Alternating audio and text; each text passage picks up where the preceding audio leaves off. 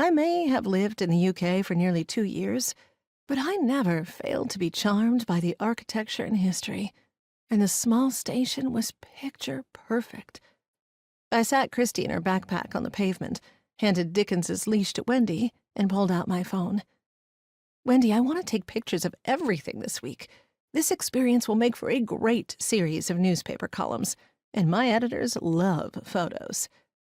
Though I was an ocean away, I continued to write columns for small papers in Georgia and North Carolina, and my readers were as enchanted as I was with my life in the Cotswolds and trips further afield. This time last year, I regaled them with a description of the Astonbury Fall Fete. Tales from a murder mystery festival would be a first for me and them. Dickens barked and Wendy pointed. "Look, there they are!" She hesitated and looked at me. "Did they pick up a fashion model on the way?" I looked up in time to see Gilbert and Dave emerge from the station with a gorgeous redhead between them. The tall, slim creature, wearing spiked heels and tight jeans, sported a mane of wavy red hair that flowed past her shoulders, and both men appeared engrossed in whatever she was saying. I watched as she placed her hand on Dave's arm and laughed. Before I knew it, she'd twined her arm in his and leaned in to whisper in his ear. What the heck? Wendy was as taken aback as I was and said what I was thinking. "Who on earth is that? She acts as though she's Dave's long-lost friend." Gilbert was the first one to look up and must have said something to Dave because he broke into a grin, pulled his arm away, and dropped his bags in one smooth motion. "Leta," he called, jogging my way. He lifted me off my feet in a hug and murmured, "Lord, how I've missed you." Setting me down, he grabbed my arm and pulled me toward his two companions. "You know Gilbert, but let me introduce you to Scarlett. She's a Southern girl, like you." Gilbert greeted me with a kiss on my cheek before I shook hands with Scarlett.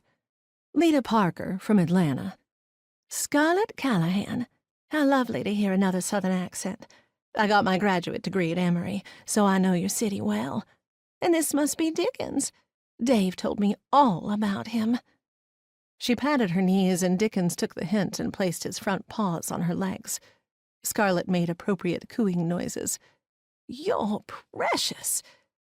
Christy made her presence known by screeching, "What about me?"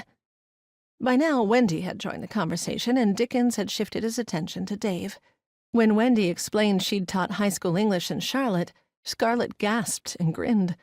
"Goodness, you ladies are making me homesick. I'm a South Carolina girl, and I got my English degree at Clemson."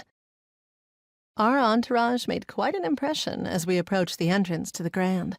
Scarlett alone would have turned heads, but Gilbert, in his typical Golden Age attire, also got his share of inquisitive looks.